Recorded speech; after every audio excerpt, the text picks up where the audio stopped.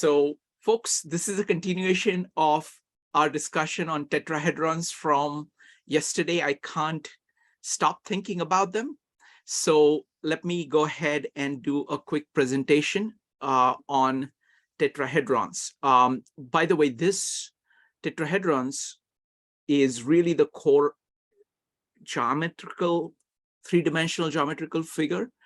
And Buckminster Fuller basically develops the entire idea of tetrahedrons. Okay, so I'm going to assume that you have seen the last video on tetrahedrons in this series. It'll be there in links below. If you have not seen it, watch that first, and then this will make more sense. So I use this diagram for the tetrahedron of nodes being connected by lines. And Stroopy, who showed up, actually pointed out something really profound. That really fundamental way of thinking about tetrahedrons is through spheres, because just the interaction between the spheres explains why the tetrahedron is the way it is. So it's basically two spheres. This is a whole bunch of spheres. So it's like two spheres connecting to one another. And then you have three that form a triangle. And when you put another sphere at the top, that becomes a tetrahedron. The things connecting the centers becomes a tetrahedron. If you can put it outside, you can have a tetrahedron which envelopes that as well. Okay, so this is a fundamental way of looking at tetrahedrons. Now, I have done many things after this. So firstly, let me go back here. So firstly, what shall we call this? Okay, I don't like tetrahedrons because tetrahedron focuses that there are four things. I like the Latin term quarter because it says that this is 1/4 of the whole. So the fact that there is a whole is never lost. And what these are orbs. Okay, so the best name I currently have for it is Quartorbs. We are all Quartorbs. So you can think about, in our Gospel of John, this is truth, this is wisdom, this is love, and this is goodness. So that is a Quartrop.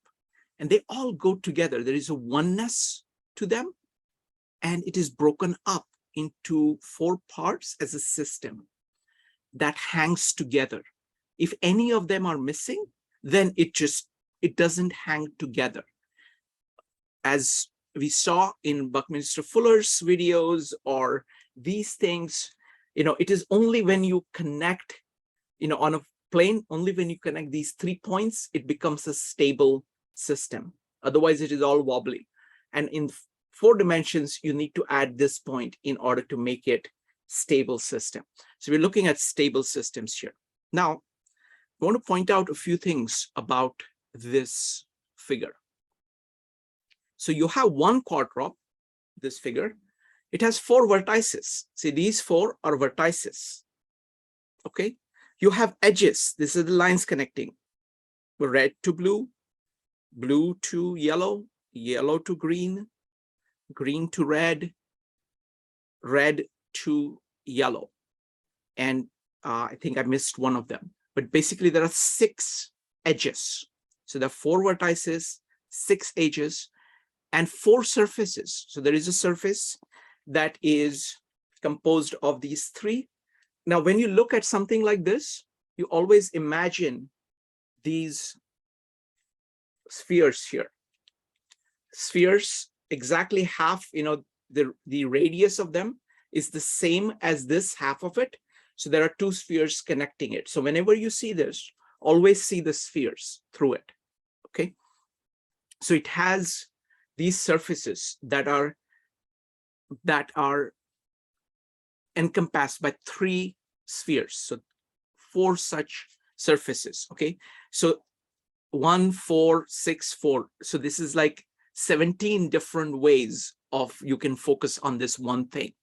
Okay, you can look at it as a whole, you can look at it as 4 vertices, you can look at it as 6 edges, and you can look at it as 4 surfaces. Now, I want to go back to Louis Sullivan. My favorite statement, after form follows function, form ever follows function, is this one. Life was beginning to break in upon him from outside. A continuous breaking in from the outside and breaking out from the inside was to shape his destiny. These tetrahedrons or quartorbs are not independent. They are leaky. They interact with each other. Let me show you. It's like this. So you have a quartorb, and continuously there is things coming in and things going out. So there is an interaction that is going on. Now we are seeing a single sphere, single orb falling down, okay?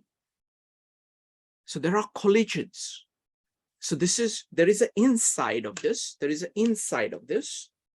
but that inside is not independent of the outside. There is a continuous things coming in and continuous things going out. So to put it in form of our truth, wisdom, love, and goodness, your goodness impacts other people. Other people's wisdom impacts you. The love of other people impacts you, and vice versa. So it's very important to understand this interaction. So the system is leaky. There is an integrity to it. There is stuff happening inside which has an integrity, but there is a continuous inflow and outflow that you need to understand in order to understand the system. Now, this is happening in multiple dimensions. Now, imagine that this was just falling on one of them.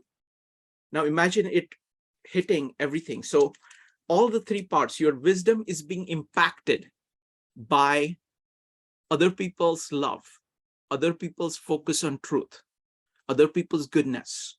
Similarly, your love is being impacted by other people's wisdom. Similarly, your goodness is being impacted by truth of other people. So there is this interaction going on. You cannot understand you as a system, you as a quartorb, without understanding this interaction. It is fundamental to who we are.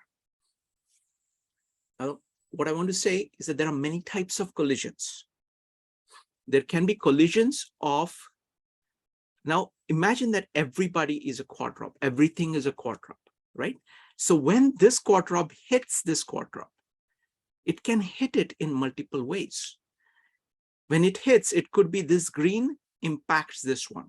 So either it could be a collision between a vertex and a vertex, or these two of them connected together can impact a vertex, or this entire surface of three can impact a vertex. Similarly, when all these three things that I talked about can hit the line, can hit two of these together, or it can hit, a line here can hit another line, edge can hit another edge, surface can hit another edge. So there are many kinds of collisions. So you can be impacted by, you can now say, for example, let's take the very obvious example. Trinity is a plane. It's a plane. It's a surface. It impacts you. You are this green. So you can have an impact of Trinity on you. Okay. So, or it could be, it could be a line. It could be the relationship between truth and wisdom that impacts your goodness, for example. So there are all these collisions possible. Okay. So now let's look at this. Now this is the overwhelming slide here. So when you add this all up, we've got one quartorb, 4 vertices, 6 edges, and 4 surfaces, 17 in all. Okay.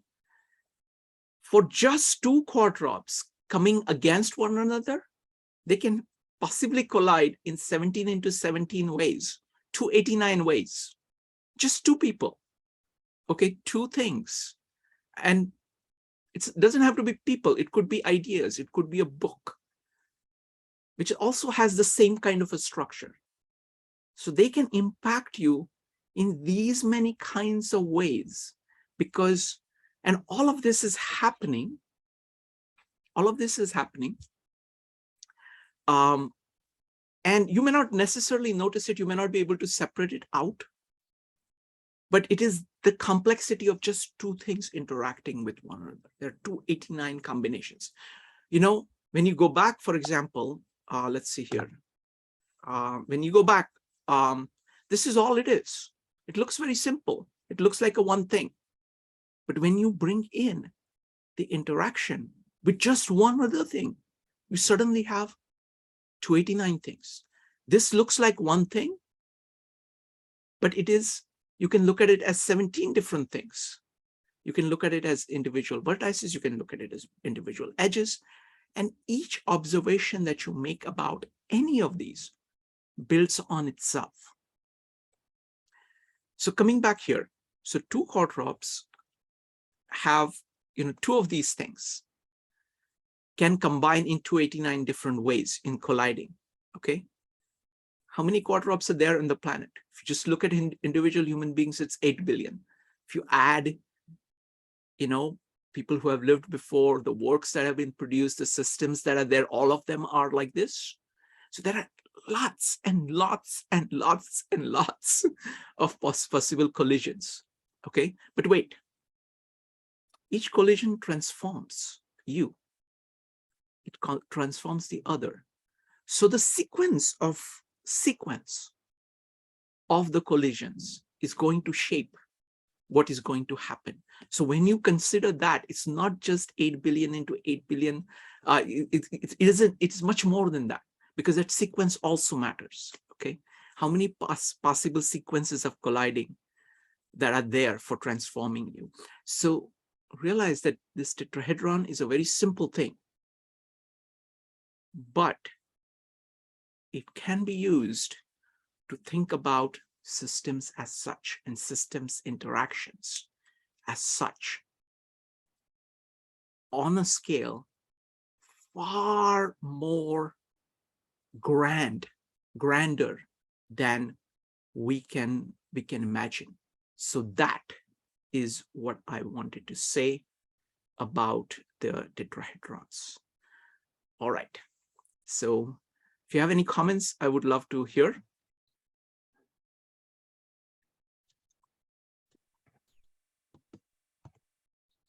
Evanik. Okay, so the whole presentation, sorry, I have a mint in my mouth. Sure, that's okay. The whole presentation was great. The thing I loved the most was the Louis Sullivan, and then you showed the diagram, like, and it was the movement. And so I love that you can see, it's like seeing Louis Sullivan's words into action. I don't know how he did it, but he did a great job. Because, I mean, to see the ideas or things coming in, and then you can see that, like, as soon as the next idea comes in, it pushes us out into those spheres. Or what did you call them? I'm sorry.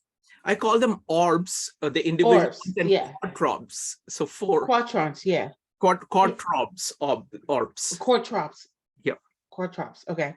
And I just a reference, I looked at all the thesaurus possible ways of thinking about spheres. I look at quadrop and I try a quarter, and I tried to figure out a word that can that is a short word. And I think orb is an unusual word. Like I could use like sphere, or I could use ball or something like that. But I think orb is an unusual word. It's a short word. It starts with a vowel, so it fits very nicely with the quattro. So that's why I use that. Go ahead. Okay, so quadrops, like the quadrops going in and then it pushing the thing that just went in out. So it's like when you take in new things, like tonight was new for me. I loved it. Didn't have much to say, but I loved it. But there was like a new thing coming in, right? And then it was pushing out. So it's like what we learned here at 52 Living Ideas overall we push in, and then it goes, then we put it out into the world. I mean, when you're sitting here and you're learning about all these things, there is no other choice. It changes you. So I thought that was brilliant. And I thought that was and then I thought what was really fascinating was when you did the multiplication for one quadrop in 17 times 17, and then you multiply it like, and then I'm sure I'm getting the equations wrong, but basically you're taking 8 billion people with things coming in, and then they're pushing things out. And I think even if you don't like know that's what's happening, that is what's happening to everybody. Everybody is having an experience, they're taking it in, and then they're pushing it out into the world. But I think if people learned this, you would be aware of it. So if you were aware of it, you'd be aware of what you're putting out into the world and be able to change it. And I think that's the beauty of it. It's like you can see what's coming in and you can see what's going out. And once you see it and like once you're aware of it, you can change how things come out of you. And I think that to me is the pure genius of it all. So thank you. Wonderful. Thank you, Avanique. I also got, I'm thrilled with that diagram, of the Louis Sullivan thing, because what it really focuses your attention on is the dynamism of you, that you're not a static quantity. You're actually not like this. Actually, once you put these spheres, they kind of start to move a little bit, and they kind of show that it's more dynamic. And then when you take a whole bunch of spheres like this, okay, that are all interacting with one another, but interacting it in a structure, because that structure is crucial. I mean, what I have found is that like the structures that we've been developing, like, truth, goodness, wisdom, and love, like that as things. So you can take, for example, Dante, right? You have some ideas about this. So when you're hearing Dante, you're seeing something about truth that is impacting you. You're seeing something about love that is impacting you. You're seeing something about wisdom that is impacting you. You're seeing something about goodness that is impacting you.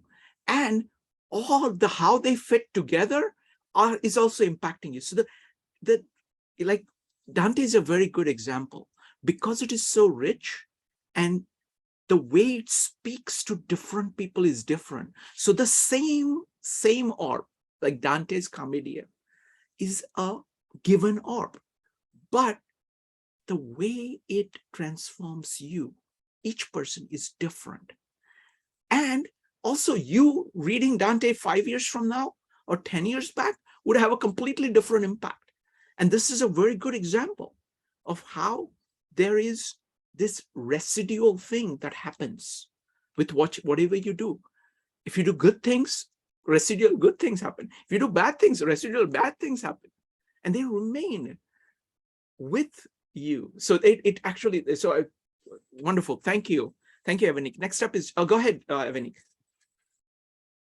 Sorry, just one quick thought that I had when you were talking about what the good things and the bad things, and I was thinking of a quote that I heard is like, you work for what you get, right? So if you're working towards things that are bad, that you know are wrong, you're gonna get a paycheck. It's like that. Like you're gonna get the paycheck. You're not gonna like it, but you're gonna get the paycheck. If you do good things, you're also gonna get a paycheck, but you're gonna like those things. So think about how you want to get paid in a more practical sense. Wonderful. Thank you. Next up is Joe. Joe, what do you think? I think that's a perfect. It's a perfect visual to understand Bucky's understanding of universe, of how our experiences, how it's a total of experiences that create the universe. I forget the exact definition that CJ used, wrote about several times, but it's basically the universe is a total of our experiences combined to make, that's why the universe was finite, essentially. And the thing that I'm still getting my head around is like, how do we make sure we have a stable system that we're in, that we're Th- thinking about? that's the beauty of it. I mean, the thing is that this is a stable system. Right. Picture. So like you have to work. The thing is that what this is pointing out, this is the biggest thing I've gotten from Bucky. Like if you want a stable system in 2 dimension, Right. it has to be a triangle. It has to be a triangle. We live in a 3-dimensional world. So it has to be this. So like, for example, see how it is done. It may seem artificial to you because see, the modern mind is analytical. It says, oh, why not break it up into 7 parts? Right. Why not 37 parts? Now, you realize, look at the concepts that we have used at the base of it, whether it is, Bhakti Yoga, Raja Yoga, Karma Yoga, and Jnana Yoga, or whether we take, truth, goodness, wisdom, and love. They are like a system. They are like a complete system. If you have it, and each of those concepts, look at how much it brings together. So you have to choose what are these things. Mm-hmm. And you have to really get those things right. But once you get those things right, then it multiplies. Yes. If you get, see, that's the point. Yeah. That if you get the unit right, see, the problem with modern thinkers, including me, is that we like to break things up and we try to keep adding things. See, if you have like a whole bunch of spheres, okay, it's like undistinguished mass. Okay, there isn't any structure that will happen. It will just be rotating around. But this one will be stable in and of itself. So when you think of everything in these ways, so if you're thinking of a person, right, you have to say, okay, what is the truth? What is the wisdom? What is the love? And what is the goodness with this person? And if you're doing that, you're looking at a person in a holistic way, in an integrated way. Then you can think about them. Otherwise, what happens is that because we divide things, you simply say, oh, I like this about this person. And that is the base for your action. That's not going to be good action because it is missing all of these things. Is the person wise? Is what you're trying to do wise?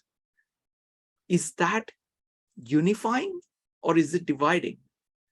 Or is it based on love or fear? Is it really true? Is what you're trying to do? So people are reacting to things separately. What this is arguing for is that always think in terms of systems. And the beautiful point that somebody made, so it's amazing to have all these Bucky people show up. Wasn't that incredible? Like that was I was watching his videos today. Not just him, but everybody else who was there. He's great, of course. Yeah. But Groupie, right? Yeah. I put a very nice video, the diagram for I think it's pretty cool. That's one of the best. What shall I say? The image I have used for a video so far. So check that out on YouTube. But what I'm saying is that one of the points one of the people made was that unity. This was what's his name? Kurt, who made the point, Kurt McNamara, that Bucky held that unity is plurality.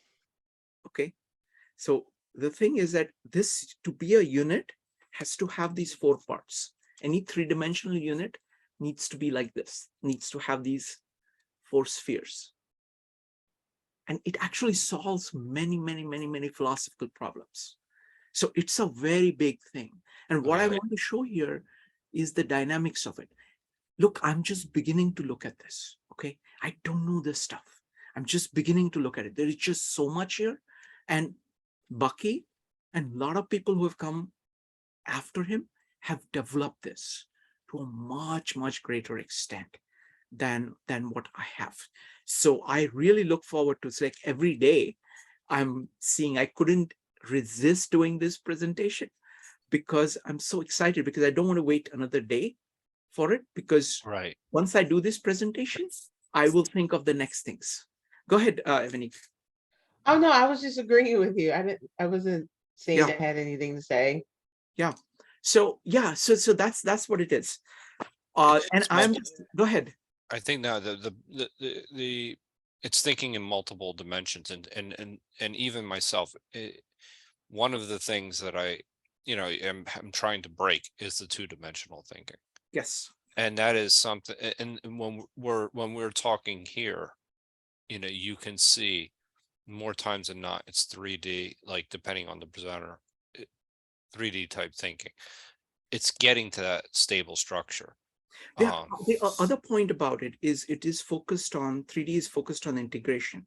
2D Right, thinking is always this versus that. right, It's always this tension between this versus that.